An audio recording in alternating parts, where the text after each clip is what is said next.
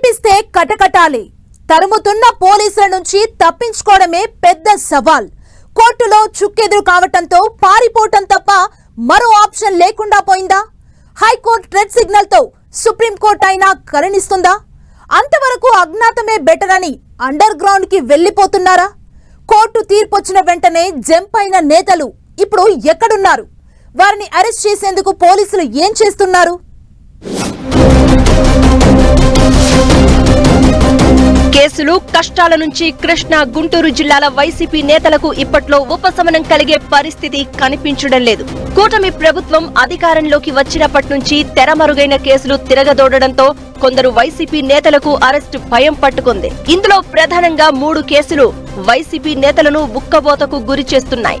చంద్రబాబు ఇంటిపై దాడి, మంగళగిరి, గన్నవరం టీడీపీ కార్యాలయాల్లో విధ్వంసంపై ఆరోపణలు ఎదుర్కొంటున్న పలువురు నేతలకు తాజాగా హైకోర్టులో చుక్కెదురైంది.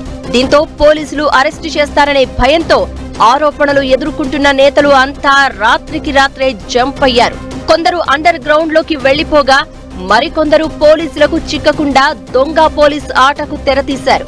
అయితే నాటకీయ పరిణామాల మధ్య బాపట్ల మాజీ ఎంపీ నందిగాం సురేష్ ను అరెస్ట్ చేసిన పోలీసులు మిగిలిన వారి కోసం విస్తృతంగా గాలిస్తున్నారు. 12 ప్రత్యేక బృందాలను ఏర్పాటు చేసి నిందితులైన నేతల బంధువులు, స్నేహితుల ఇళ్లలో సోదాలు చేస్తున్నారని చెప్తున్నారు. ఈ క్రమంలోనే బెంగళూరులో ఎమ్మెల్సీ లేళ్ల అప్పిరెడ్డి అరెస్ట్ అయ్యారు. తనను వెంటాడుతున్నారని బెంగళూరులో తలదాచుకున్న అప్పిరెడ్డిని చాకచక్యంగా అదుపులోకి తీసుకున్నారు సిఐడి పోలీసులు.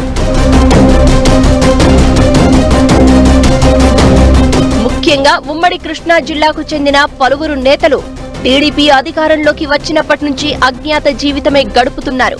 వైసీపీ అధికారంలో ఉండగా తమ నోటికి పని చెప్పిన మాజీ మంత్రి కొడాలి నాని, మాజీ ఎమ్మెల్యే వల్లభనేని వంశీ ఇప్పుడు ఎక్కడున్నారో తెలియదు. గన్నవరంలో టీడీపీ కార్యాలయంపై దాడి కేసులో వంశీ అరెస్టు ముప్పును ఎదుర్కొంటున్నారు. మాజీ మంత్రి కొడాలిపై నమోదైన 2 కేసుల్లో కోర్టు బెయిల్ మంజూరు చేసిన ప్రభుత్వం ఇంకేదైనా కేసులో ఇరికించి లోపలేసేస్తుందనే భయంతో కొడాలి నాని కూడా కనిపించకుండా తిరుగుతున్నారు. వరదల్లో విజయవాడ అతలాకుతలమైన ఈ ఇద్దరు బయటకు రాలేదు. కనీసం ఫోన్లోనూ ఎవ్వరిని పలుకరించలేదు. ఒకవేళ వీరు ఎవరితో ఫోన్లో మాట్లాడినా వెంటనే దొరికిపోయే అవకాశం ఉండడంతో పూర్తిగా అజ్ఞాతవాసమే అనుభవిస్తున్నారు. ఇక తాజాగా హైకోర్టు షాక్తో మాజీ మంత్రి జోగి రమేష్, వైసీపీ నేతలు తలసిల రఘురాం, దేవినేని అవినాష్ అండర్ గ్రౌండ్ లోకి వెళ్లిపోయారు. చంద్రబాబు ఇంటిపై దాడి కేసులో నిందితుడైన జోగి రమేష్ కోసం పోలీసులు విస్తృతంగా గాలిస్తున్నట్లు చెప్తున్నారు. అగ్రిగోల్డ్ భూముల కొనుగోళ్లలో అవినీతికి పాల్పడ్డారని జోగి కుమారుడు రాజీవ్ ను ఇప్పటికే అరెస్ట్ చేశారు పోలీసులు. ఈ కేసులో బెయిల్ పై రాజీవ్ బయటకు రాగా ఇప్పుడు జోగి రమేష్ వంతు వచ్చింది అంటున్నారు.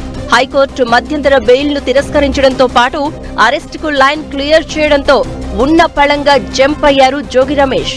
అదేవిధంగా దేవినేని అవినాష్, తలసిల రఘురాం సైతం ఎక్కడున్నారో ఎవ్వరికీ తెలియడం లేదు. పోలీసులు మాత్రం వీరిని అరెస్ట్ చేసేందుకు అన్ని రకాల ప్రయత్నాలు చేస్తున్నారు. ప్రభుత్వ పెద్దలు కూడా వైసీపీ నేతల అరెస్టును ప్రతిష్టాత్మకంగా తీసుకోవడంతో వారు ఎన్నాళ్లు తప్పించుకోలేరు అంటున్నారు.